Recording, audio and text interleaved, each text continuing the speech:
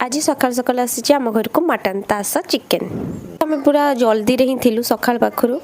सरे थिलु तो मु वीडियो पकई पारिनी आज मटन रो तो एमती मो हालका वीडियो आज आपण मन को शेयर कर नउची मैं एठी मॉर्निंग रे मटन को सिझे देइछु भल से गोटा मसला सब देकी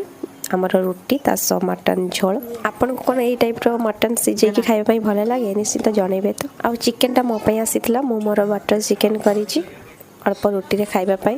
सिझा मांस तो मो वीडियो पकई आपण माने देखि पारिबे मो केमती रेसिपी करिछि होममेड खासी मांस झोलर मजा ही किछि अलगा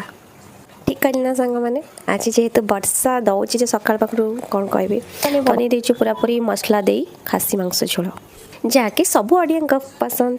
क्या भल लगे बेसी मटन झोल खाया मत कमेंट करेंगे क्या पसंद नुह मो परी मत कमेंट करेंगे आस टमाटो पोड़ा मजा आसीगला